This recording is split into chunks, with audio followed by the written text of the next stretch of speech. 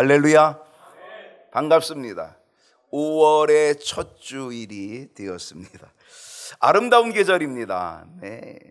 계절의 여왕이라고 하는 5월을 우리가 맞이하고 오늘 5월의 첫 주일입니다. 특별히 오늘 이 5월의 첫 주일은 황금 연휴 가운데에 맞이하는 주일입니다.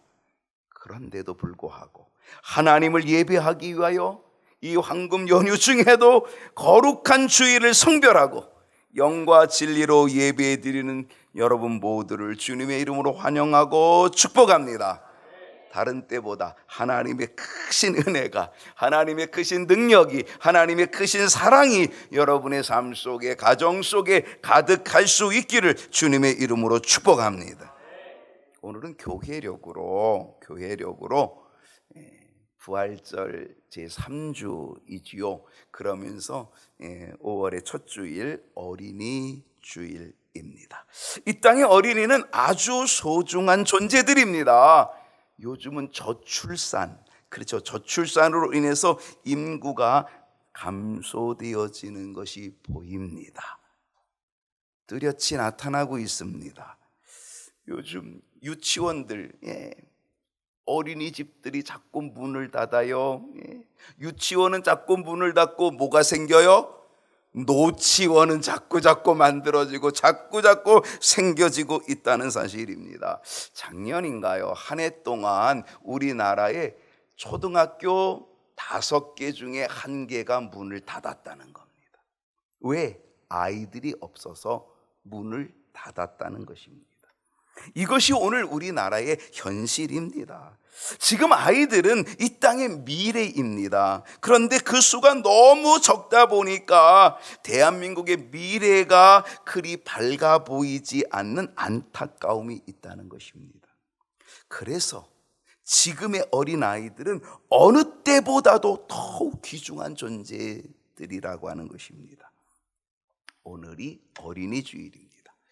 이 어린이날이 언제부터 시작이 되었을까? 이 어린이날은요 1919년 우리나라에 어떤 일이 일어났습니까? 일제강점기에 있을 때입니다. 1919년 3월 1일 김인현, 3월 1일 정오, 터지자 민물 같은 대한독립만세, 대한독립만세가 외쳐졌던 1919년 바로 이 독립운동을 계기로 인하여서 이 땅의 어린아이들에게 이 민족정신, 이 나라를 사랑하는, 이 나라를 소중하게 여기는 민족정신을 심어주기 위해서 4년 뒤에 1923년에 소파 방정환 선생님이 소속되어 있는 색동회가 주축이 되어가지고 5월 1일을 어린이날로 제정을 합니다.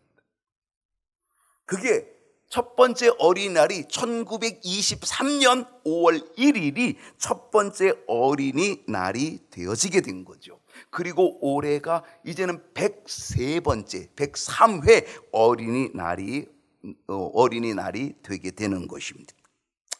이제 1923년에 처음으로 어린이날이 제정이 되었고요. 그리고 이 어린이날이 5월 1일이었다가 1927년 4년 뒤에는 이 날이 좀 더 의미가 있으면 좋겠다라고 해서 5월 첫 주일을, 좀 놀랍죠? 5월 첫 주일을 어린이날로 정했다는 겁니다. 왜냐하면 아마 어린이날의 의미를 좀 더 갖기 위해서는 교회의 협력이 필요했을 것이고, 그리고 또 노는 날, 쉬는 날이 또 필요했을 수 있습니다. 그래서 1927년 5월 첫 주일을 어린이날로 변경하였다는 것입니다. 1923년 5월 1일 첫 번째 어린이날 기념 행사에서 소파 방정환 선생님은 어른들에게 드리는 글을 배포했습니다. 어린이날이었지만 어른들에게 정말 이 어린아이들을 좀 소중히 여겨달라고 하는 글을 배포했는데 거기에 이렇게 쓰여 있습니다. 어린이에게 경어를 쓰시되, 반말하지 말고 어린아이들에게 존댓말을 쓰라는 거예요. 어린아이들에게 경어를 쓰시되 늘 부드럽게 하여 주세요 라고 하는 당부를 했다는 것입니다. 방정환 선생님은 어린아이들을 독립된 인격체로서 아주 존중히 여겨줄 것을 부탁한 거죠. 그래서 어른들에게 드리는 글을 어린이날, 첫 번째 어린이날에 발표하게 되었다는 것입니다. 이 첫 번째 어린이날에 구호가 정해졌는데 그 구호가 이런 구호였습니다. 씩씩하고 참된 소년이 됩시다. 그리고 늘 서로 사랑하며 도와갑시다. 이것이 첫 번째 어린이날의 구호였다는 것입니다.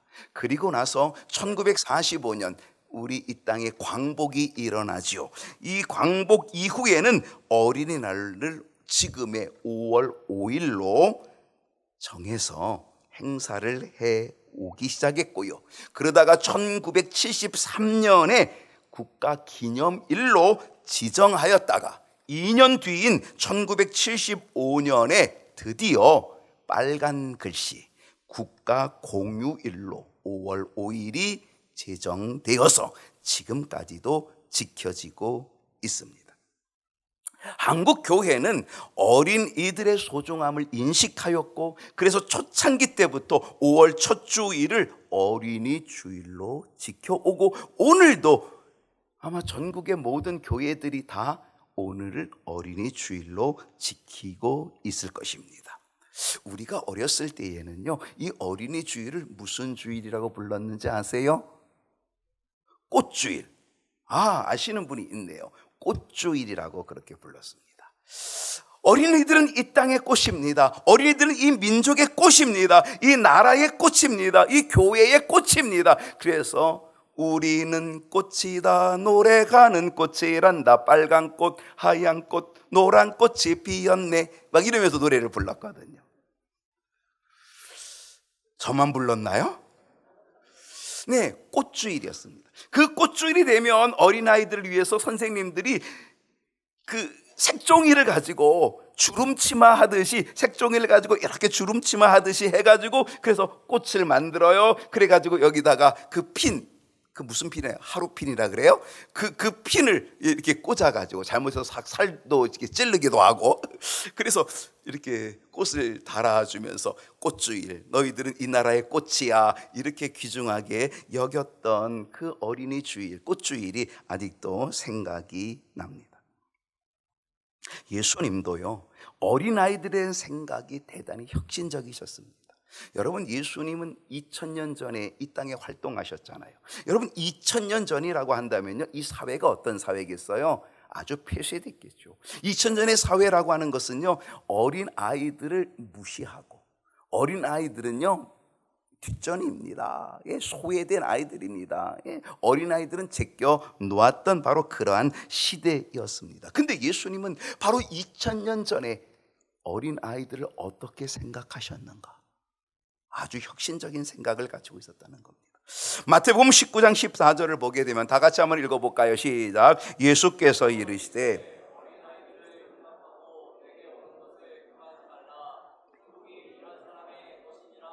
여러분, 예수님 당시 어린아이들은 정말 별 볼 일 없는 존재였습니다. 하찮게 여겨졌고 우습게 여겨졌습니다. 소외됐습니다.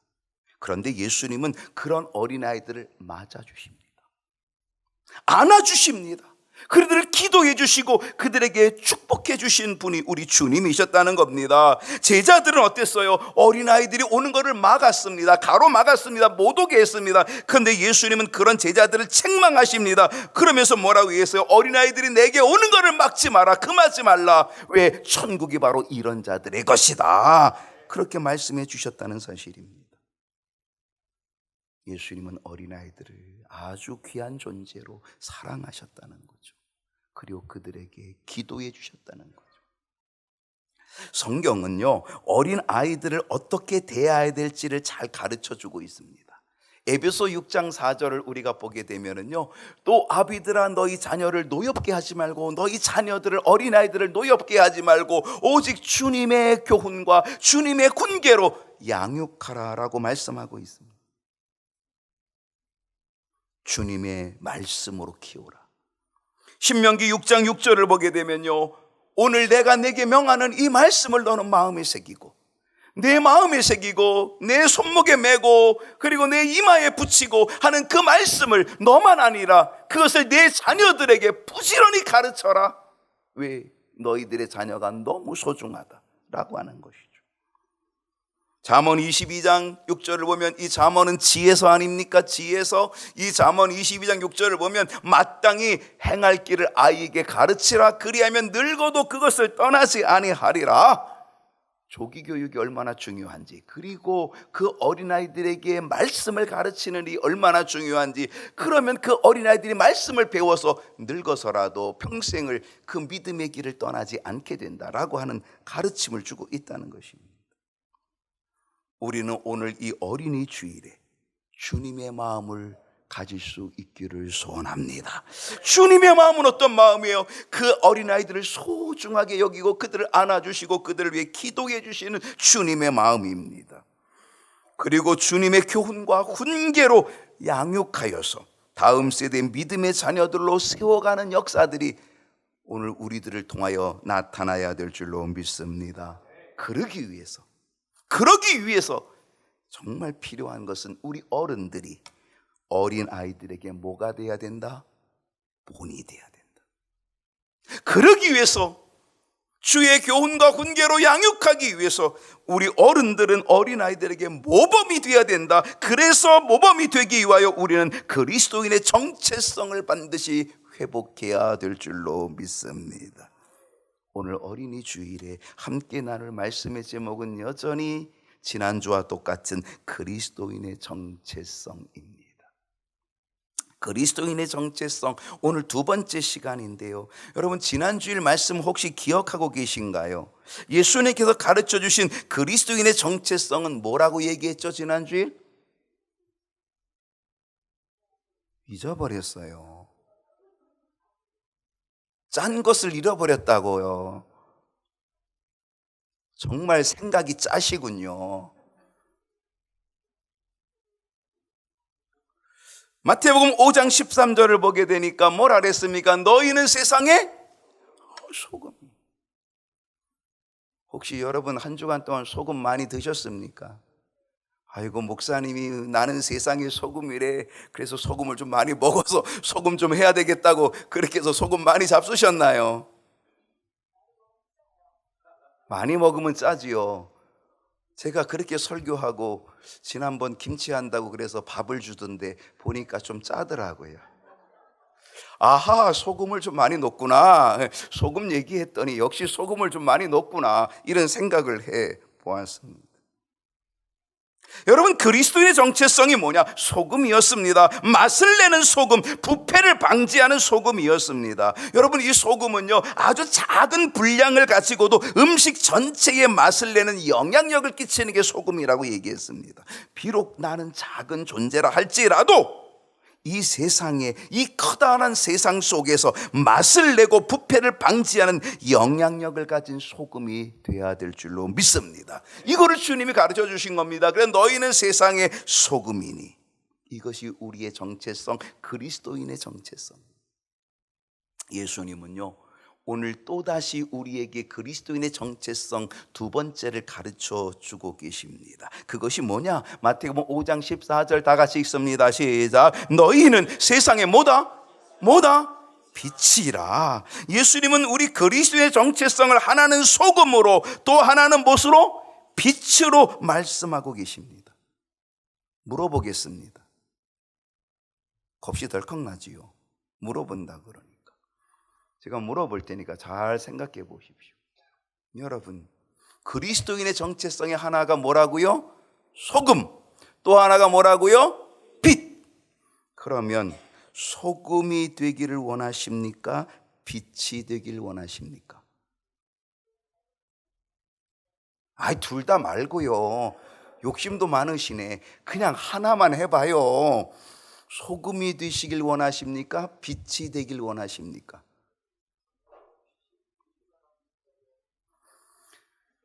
아마 여러분들이 지금 답변하는 거는 혹시 정직하지 못할 수 있습니다.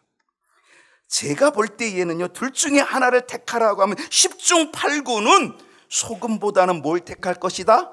빛을 택할 것이다. 왜? 소금은 하찮아 보이고 빛은 폼나 보이거든요.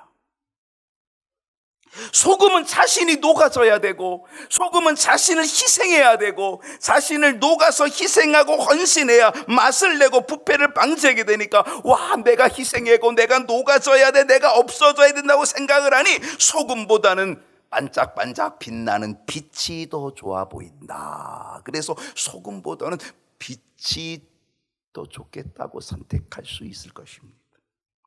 그래요, 빛은 폼이 나 보일 수 있습니다. 빛은 그 자체로 빛난 영광이 될 수도 있을지도 모르겠습니다. 사람들에게 반짝반짝 드러나면서 멋지게 박수 갈채를 받은 영광된 자리로 나아갈 수 있을런지도 모르겠습니다. 그래서 소금보다는 빛이 되길 더 원할 수도 있을 것입니다. 그렇다면 예수님께서 말씀하시는 그리스도인의 정체성 두 번째 이 빛은 무엇을 의미하는 것일까? 마태복음 5장 14절 보게 되면 너희는 세상의 빛이라고 하셨는데, 너희는 세상의 빛이라고 하신 이 그리스도인의 정체성, 여기에서 주시는 말씀의 교훈은 과연 무엇일까요? 그 첫 번째는 빛은 어둠을 몰아냅니다. 빛이 있으면 어둠이 물러갑니다. 칠흑 같은 어두운 밤도요, 태양이 떠오르면은 그 캄캄함은, 어두움은 다 사라져버리고 맙니다. 빛은 어둠을 이깁니다. 빛은 어둠을 쫓아냅니다. 소금의 역할은 뭐였습니까? 소금의 역할은 부패를 방지하는 것이었습니다. 세상의 타락과 죄악, 이 부패를 방지하는 것이 소금의 역할이었다는 것입니다. 우리가 이 세상 속에서 소금의 정체성을 가지고 이 세상의 죄와 부패를 막아내듯이, 우리는 빛된 우리들의 정체성은 이 세상의 어둠을 몰아내는 정체성이 되어야 될 줄로 믿습니다. 그런 의미에서 이 소금과 빛은 같은 정체성을 가지고 있다. 그러니까 소금이어도 관계없습니다. 빛이어도 관계없습니다. 둘 다 똑같은 정체성을 가지고 있다는 것입니다. 소금은 부패를 방지합니다. 빛은 어둠을 몰아냅니다. 그것이 정체성입니다. 어떤 교훈일까요? 두 번째의 교훈은 빛은 방향을 알려줍니다. 망망대해의 캄캄한 밤에, 정말 칠흑 같은 어두운 밤에, 거기다가 막 폭풍에 몰아치고 비바람이 막 몰아치고 있는 바로 그러한 때에 등대의 빛은요, 이 배가 어디로 가야 될지 알지 못하는 가운데 그 등대의 빛은 이 배가 가야 될 방향을 알려준다는 것입니다. 소금의 역할은 무엇입니까? 소금의 역할이 맹맹하고 몸이 건조함에 맛을 내듯이, 빛은 갈 바를 알지 못하는 상황에 어디로 가야 할지 갈 길을 제시해 주는 역할을 하는 것이 빛이라는 것이죠.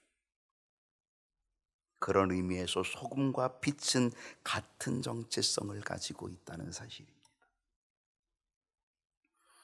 소금이어도 빛이어도 관계없다는 거죠. 어떤 교훈일까요? 세 번째는 빛은 생명을 유지시켜 줍니다. 여러분, 빛은 생명을 자라게 합니다. 빛이 없으면 식물이 못 자랍니다.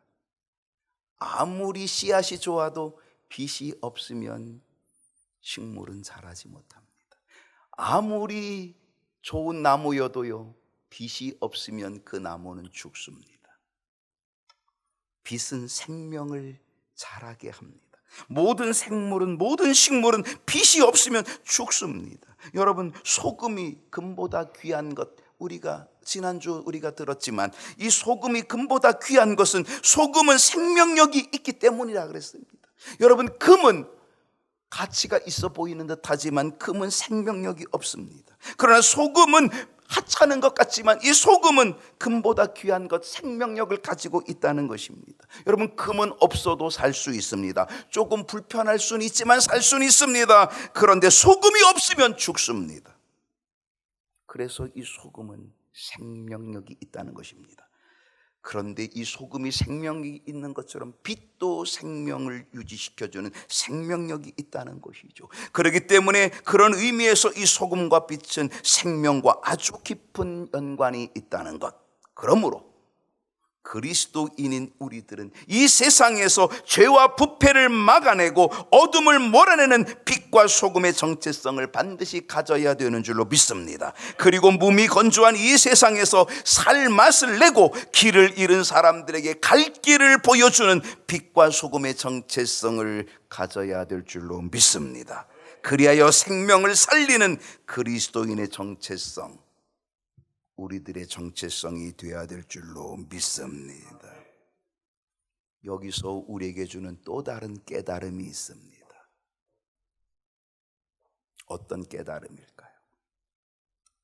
빛은 어둠이 깊을수록 더욱 빛납니다. 이 세상이 부패하고 이 세상이 타락하였다고 여러분 겁내지 마십시오. 이 세상이 암담하다고 겁내지 마십시오. 이 세상이 부패하고 이 세상이 타락하여 정말 이 어둠이 짙으면 짙을수록, 어둠이 깊으면 깊을수록 빛은 더욱 빛나게 될 줄로 믿습니다. 좀 약간 환해지면요, 이 빛은 빛으로서의 역할을 잘 못합니다. 어두울 때에 빛이 진가를 발휘합니다. 그리고 정말 어두우면, 정말 어둠이 짙으면 짙을수록 이 빛은 더욱 반짝반짝 빛나게 된다라고 하는 사실입니다. 작은 소금으로 음식 전체의 맛을 내듯이 비록 보잘것없는 나 한 사람이라도 분명한 소금이면 이 세상을 만나게 할 수 있는 능력의 영향력이 될 줄로 믿습니다.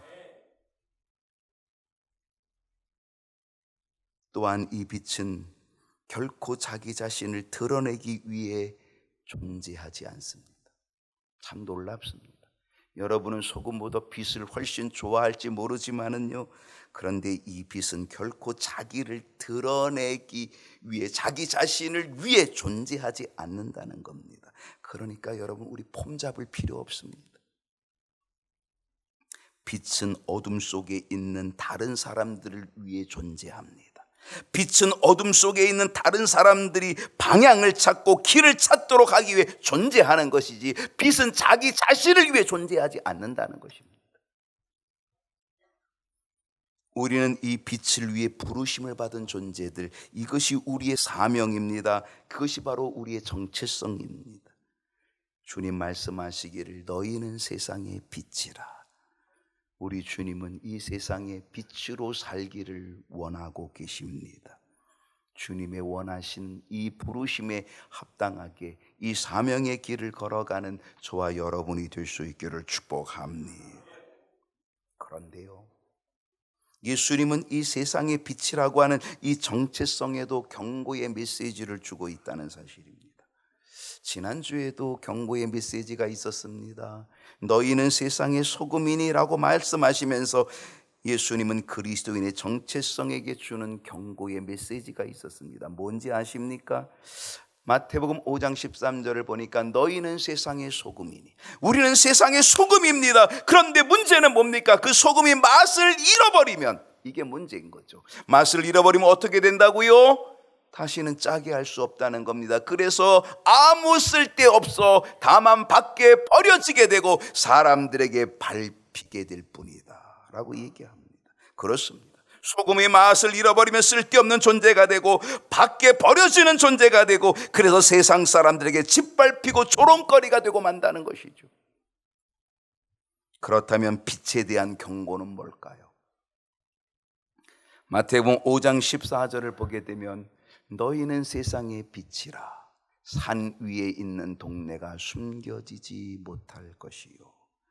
여러분, 우리가 세상의 빛이면, 우리가 세상의 빛이면 그 빛은 산 위의 동네까지라도 숨겨지지 못하게 밝힐 수 있다는 사실입니다. 그런데 문제가 있습니다. 무슨 문제냐? 15절을 보게 되면 사람이 등불을 켜서 말 아래에 두지 아니하고 등경 위에 둔다라고 얘기했습니다. 빛은, 등불은 감추어 두면 안 된다는 것입니다. 이게 경고의 메시지입니다. 만약에 빛을 감추어 두면 소용없습니다. 빛은 감추어 두는 게 아니라 빛은 등경 위에 둬야 거기서 빛을 발합니다. 그리고 다른 사람에게 빛을 비춰줍니다. 갈 길을 열어줍니다. 보여준다는 거죠. 빛은 비춰져야 그 역할을 감당하는 것입니다. 그런데 그 빛을 어디 두면? 말 아래에 두면. 말 아래에 둔다는 게 뭘까요? 말. 여기서 말이 뭐냐? 이 말은 타고 다니는 말이 아니라 여기서의 말은 혹시 그 뭐라 하죠? 대박? 뭐라 그래 그거를? 예? 대박 아시죠?